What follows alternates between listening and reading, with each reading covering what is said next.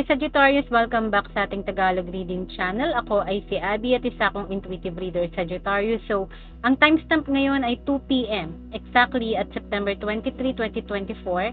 And gagawin natin ang inyong monthly Tagalog reading for the month of September. And this is collective reading, so maaari itong mag-resonate sa certain collective. At kung hindi kayo maka-resonate dito, it only means na yung reading na to ay hindi para sa inyo this time. I might tap into your energy next time. Sa mga new viewers po natin, welcome po sa ating Tagalog reading channel. Sa mga current subscribers, maraming salamat po sa pagtangkilik ng inyong mga monthly Tagalog readings. Okay, Sag Collective, i-shuffle ko lang muna ulit ang mga cards in front of the camera and I'll see you guys in few seconds.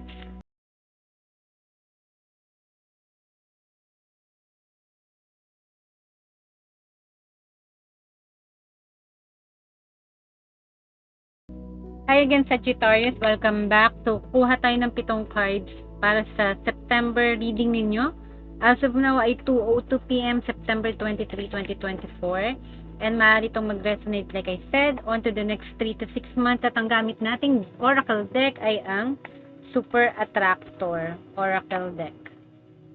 Okay? Yan. So, simulan na natin. Card number 1.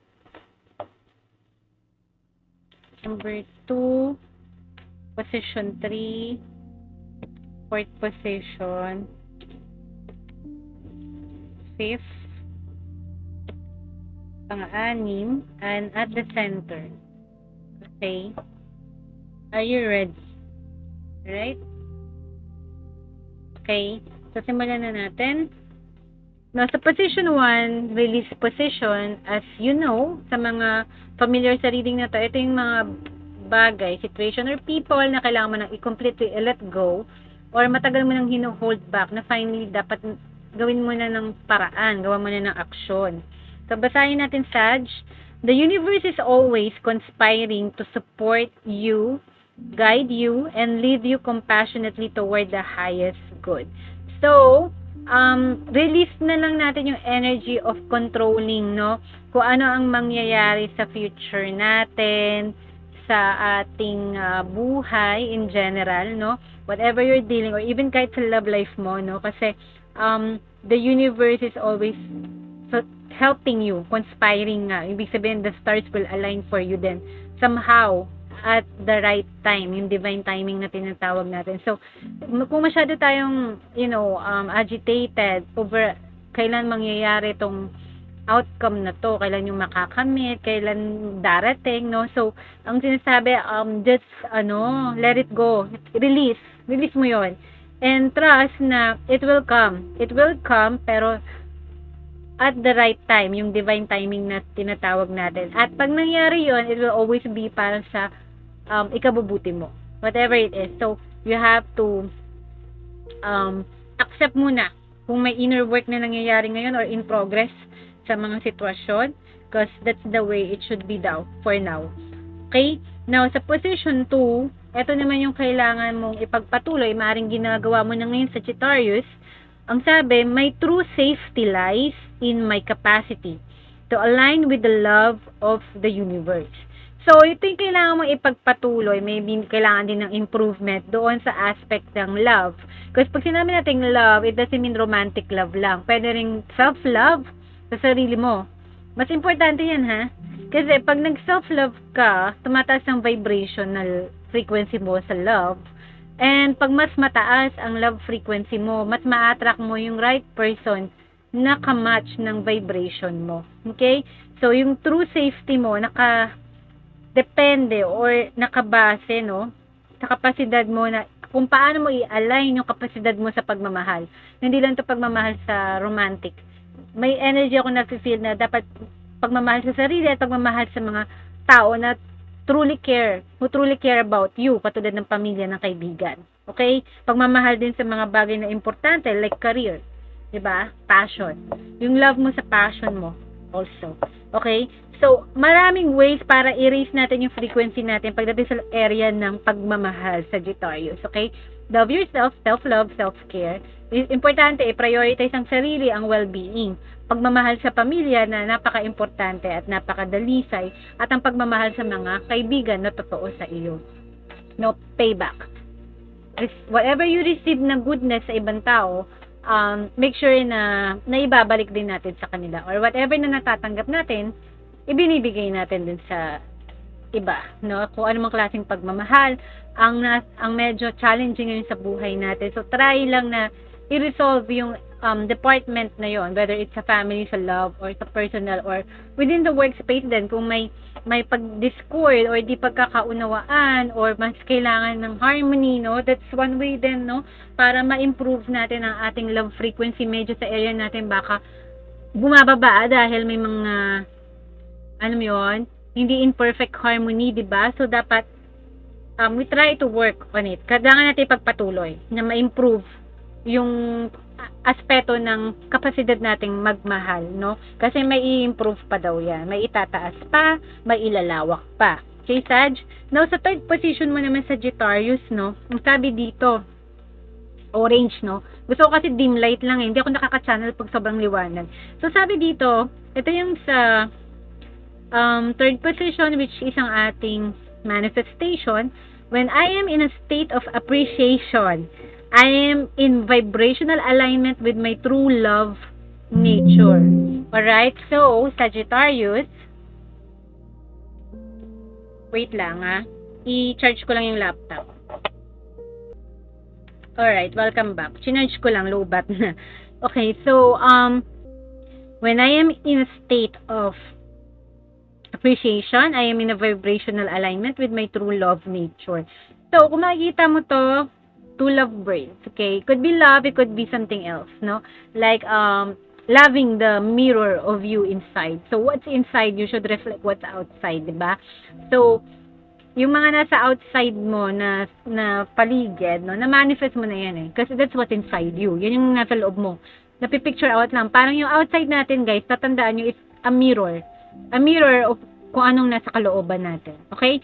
So, ang sinasabi dito sa manifestations mo, we continue asking and asking na this, I want this, gusto ko tong mangyari, sana may ganito, sana may ganyan. Affirm tayo, we're very positive sa mga bagay. We're trying to create something, no, sa reality natin. But, you know, when you create, you also parang, huwag mo kakalimutan din maging grateful or maging appreciative sa mga meron ka na. Okay? Yun ang sinasabi dito. Kasi, there are people na nagmamanifest pero ungrateful. 'Di ba? Ungrateful sila. So, ang sinasabi dito, count your blessings, no? Kasi mas makakatulong siya sa pagmamanifest mo ng mga bagong simula. Kasi, ang manifestation works pag appreciative tayo sa kung ano na yung meron tayo. Be more in gratitude. Para, pag you're in gratitude, nakikita mo, na-change yung state of mind mo. Try na ganun for the next 21 days.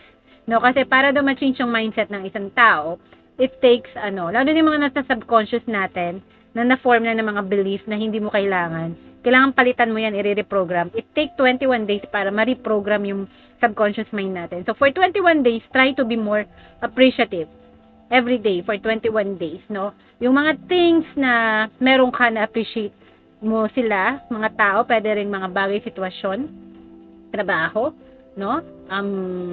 Success, di ba? Kahit micro or macro success, diba yan? New friendship, thankful ka sa mga ganitong kaibigan. You know, these things, no? Doesn't have to be big, no? Pero it's something na mga hindi rin intangible, like healthy, perfect health ka, yung family mo, no? Work from home ka, that's a blessing also na pinagpapasalamat ko araw-araw. So, be more in gratitude, lalo na pag nagmamanifest tayo. Huwag ka mag-operate na nagmamanifest ka, tapos meron kang scarcity or lacking na mentality. Okay? Now, sa position 4, Sagittarius naman, ito yung mga external energy na maaari na maka-influence sa'yo. Gusto ko lang hawakan yung selenite ko. Okay? So, selenite na to, selenite pa to, di ba? Okay, so, ang sabi dito, sa external energy mo, I let an inner sense of quiet multiply each day as I strengthen my faith in the love of the universe. So, while you focus on improving sa love aspect, yung ability mo rin to love others, ability mo to be kind, to be compassionate, okay? But you need to work on it na sa position to, di ba, Sag? Ang sabi dito, mas mag-lean ka towards a sense of parang calmness and quiet. Mas mag-grow ka, mag-cultivate ka, araw-araw, maybe a safe space para makapag-me time ka, makapag-meditate ka, makapag-affirm ka, to be grateful sa mga things na meron ka, okay? Para mag-grow yung love, frequency mo, no? Channel mo yung mga energy where you can show yung pagmamahal mo sa ibang tao, sa mga sitwasyon, at maka-give ka and maka-receive ka in return, no? Kailangan mag-grow yun. And of course, yung sense of quiet, no? So, I'm sensing na parang meditation to, yung period ng parang self-reflection, mas makakatulong sa'yo. If you could spend some time a day rin, no? 21 days then make sure, no? Or 31 days, no? Or 30 days. 21 to 30 days, 1 month at least, no? Complete lunar cycle kasi yata, I think it's 21 days, no? Para ma-reprogram ang ating habits, ang ating mga, alam mo yun, yung mga inassume na natin, mga belief na hindi naman talaga totoo. They just form their unconsciously. So, kailangan mong palitan yan. I-wipe out. Parang kumbaga CD writer, papalitan mo yung laman yan. Kasi ayaw mo na, diba, ng content. Alright? Or magre-rebrand ka ng channel, magre-rebrand ka ng product mo. It's about that as well. Reinventing yung mga iniisip mo at yung mga nararamdaman mo. Okay? And yun, mag-spend ka ng more time sa quiet, tapos less sa fight, less sa argument, less sa difficulties, less on complaining. Kasi the angels, they don't complain, they don't gripe. Ayaw nila ng mga ganyang energy. So, pinapakinggan ka nila if you are more in a gratitude, appreciative state, tapos ang taas ng vibration mo, nasa love frequency ka. Mas malapit ka sa kanila. The angels do not gripe, no? Yung ating mga good spirits, they do not gripe. Kasi ang taas ng frequency ng mga yan. Okay? So, kailangan tapatan mo sila. Diba? Ng frequency mo. Tapatan mo yung frequency nila. Okay? I let an inner sense of quiet. So, meditate. Mas mag-appreciate ka. Spend maybe 4 hours in your day, no? Kung lagi tayong medyo noisy yung place natin. So, find a spend, no? Na makakapag-relax, makakapag-declutter din yung isip at nararamdaman mo. Okay, ito kasi ito yung external energies, magulo, maingay, masyadong busy, chaotic, stressful, ano pa ba? Anything, no, maraming ganap. So, yun. In the midst of that, find daw yung external energy mo ng quiet place, sense of quietness. Kaysa upuan mo lang, nakaupo ka, nagme-meditate, kalma ka lang. Okay, shutdown mo lang muna yung brain mo, pahingahin mo sa trabaho, no? Panahingay mo sa mga kabisihan, kumbaga. Kasi pag busy tayo, ang dami-dami pumapasok sa utak natin na hindi na tayo nakaka-focus sa ating intention, sa ating manifestation. Okay? Now, sa fifth position mo, kailangan mo ibigay sa sarili mo to, Sagittarius, to begin the practice of allowing, I must get out of the way and let the Spirit give me direction. So, yung magbe-benefit ka is that wag tayo maging controlling. Okay? You must get out of the way. Okay? So, baka ikaw mismo ang humahad lang sa mga bagay na kailangang makarating sa'yo. I don't know if it makes sense sa isang sitwasyon mo. Baka ikaw mismo ang nagiging roadblock or obstacle. So, kailangan mo i-clear yung roadblock and obstacle na yan. So, be it you or ibang tao, other influence or situation, no? Pero ito, I must get out of the way. So, it could be you, no? So, let the Spirit, no, give you the direction. Kasi sometimes they know better. Normally, sasabihin mo na lang, this is what I want. No? Pero hindi yun talaga yung para sa'yo. May something better pa. So, this or something better. This or something better. Wala, i-open mo yung heart mo sa mga possibilities and opportunities, Sagittarius. Okay? This or something better. Dapat ganyan lagi ang mindset. Hindi yung parang this or baka wala na akong makita iba. No. This or something better. Okay? Lagi ko sinasabi yan. Now, sa pang-anim na position mo, sa new beginnings, as soon as I choose to see the light in the dark corners, I redirect my power toward what I want. So you see, it's just a matter of new beginnings mo, shifting perspective. So moving forward sa mga beginnings mo, huwag nang isipin yung madilim na nakaraan, yung malulungkot, yung mga hindi magandang nangyari. Kasi dark past na yan, dark corners, no? Begin to see, parang, kung iisipin mo siya, hindi mo pa rin mapigilan, no? Pero, i-rewrite natin yung storya. May technique yan sa law of attraction where you need to rewrite the script. Let's say, sa relationship, nag-away kayo. Kasi inaway mo siya, inaway ka niya. Pero pwede mong i-revise na, nagkaroon lang kami ng misunderstanding and we can set it aside. That's what happened. Ganon. Okay? Pantawag na rewriting the past. Okay? Para mas positive. So, positive scripting ang gagawin mo every time na nakakaisip ka. Hindi mo mapigilan mag-isip ng hindi maganda. So, that's one way, no, sa mga new beginnings mo. Para, eventually, if you take that form, yung habit na yan, yung mga new beginnings mo, dadalhin na yung mga beliefs na yan na bago mo, na nire-write mo. Eventually, yun ang magmamanifest eh. So, as soon as you choose to see the light, no, nagkaroon ka na ibang perspective or nire-write mo yung masama or past na hindi mo gusto, hindi mo feel. Kasi ito yung tingin mo doon, no? Masama yung tingin natin, masama yung tingin natin sa tao. I-rewrite natin sila, ibahin natin yung behavior, paano natin gusto sila mag-behave or yung mga sitwasyon, paano yung outcome na gusto natin. So, positive scripting. Para ma-redirect mo yung power mo toward what you want sa mga new beginnings. Okay, Sag? Now, at the center, Sag, yung bagay na kailangan mong matutunan, you have yet to learn or baka natutunan mo na. Each time I choose to tune in to spirit, guidance of the highest truth shows up for me. So, try to be more attuned sa yung mga spiritual work, no? Prayer, meditation, your crystals, affirmations, scripting, journaling. Ito mga way to of tuning in sa yung spirituality. Okay? So, kasi ito ay super attractor card, so medyo may pagka-esoteric ang metaphysical ang ating reading ngayon. Pero anyway, hindi ka naman manonood ng tarot reading kung hindi ka spiritual na tao, di ba? So, I'm sensing na yun nga. Each time you choose to tune into spirit, you want to do spiritual work, no? Magdasal, no? For that day, no? Or mag-orasyon, or may gagawin kang importanteng spiritual, no? Guidance ng highest truth always show up for you. So, hindi ka nila pababayaan. Makakakonect ka sa kanila. Okay, yun yung kailangan mong i-practice at matutunan pa. To work on it or to improve on it kung ginagawa mo ngayon. Okay? Which I also do. So, sana nag-resonate kayo sa reading na to, Sagittarius. At tapos ang reading nyo sa ganap na 2:18 p.m.